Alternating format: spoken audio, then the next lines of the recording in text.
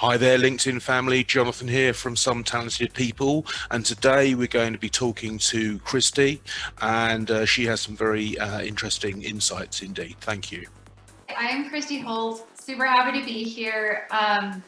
Jonathan and CR invited me, and I really am excited to talk about mental health and wellness and understanding what it is and how we start opening up the conversation on why should we care and who is really actually talking about this and how can we get everybody to acknowledge that you're a human being, you have emotions, and you really need to take an invested interest in your well-being for not only you, but your family members and the people that you love. For me, this is a very personal experience. I grew up a very like rose-colored glasses little girl. Everything was positive, everything was happy. I really had an easy time reframing things that happened in my life to find that positive response to things. I feel like that came kind of natural for me. And fast forward to when I got married, and I was 29 years old. I'm an entrepreneur. I've owned a company. I was actually pregnant at the time. My brand new husband just got a job in Las Vegas, and it's when the real understanding of emotional well-being kicked in. Why? Well, when we moved to Las Vegas, I had just sold the company so I could move with my new husband, right? And when we got down to Las Vegas, if any of you have been there, it's crazy, right? And he was in this very, very fast-paced world. He was going out and hosting people all the time. He was surrounded by alcohol all the time, and drinking caused him to start to have a lot of thoughts and feelings that I would say were attached during that time to him. And he had also been told for his whole life that depression ran in his family. Right. So I started kind of seeing some depressive states and then also some really reactive behavior and anger when drinking. And it really started to affect our relationship. It was really, really hard. And quite honestly, I'd never been around drinking. I'm a small town girl from Utah, and it just wasn't in my family. And so that was a wake-up call. And then I also had never really observed, felt, or really understood depression. And in full disclosure, I had a lot of judgment around it. Right. For me, it was like, just think different. What are you doing? Like, snap out of it. You're like, change your thoughts. Like, why are you making this so hard? And there started to become days that, he was really starting to struggle.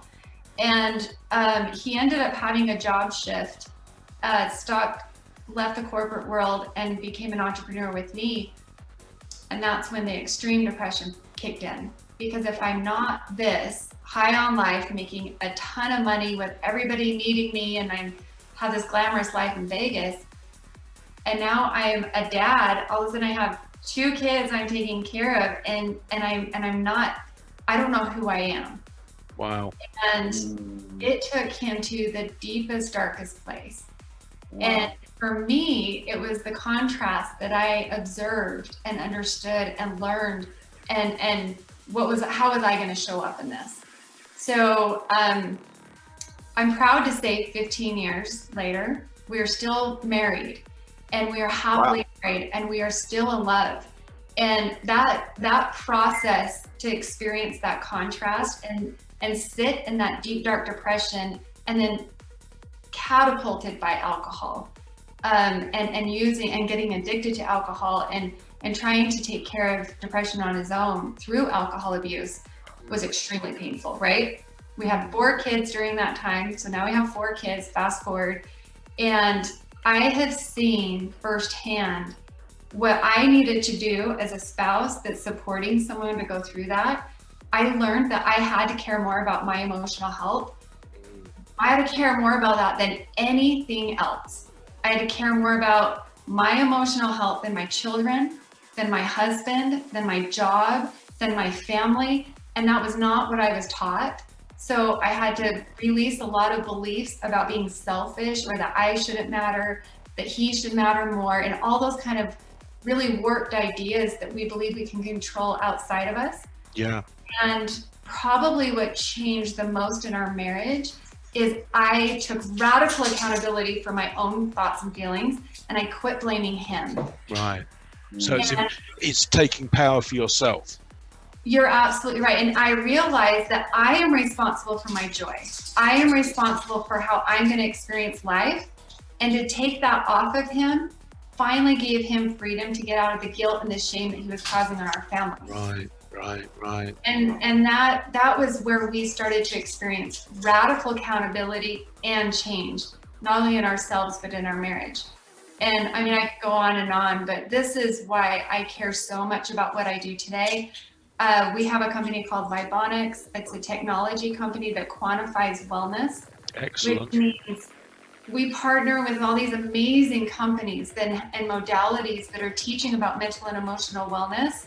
And what we can do is help you monitor yourself through it and start to answer those questions of how do I feel? And I'll tell you what, actually, Kristi, is what we'll do is when we post these interviews out, we'll put links in the comments, because otherwise LinkedIn changes the URL. We got about a minute left on this. Is there anything you could just help someone who might be in a similar situation with a piece of advice? I would say my takeaway is self-awareness. You have to pay attention to how you feel. And the best way to start doing that is one simple question. Start asking yourself, how do I feel?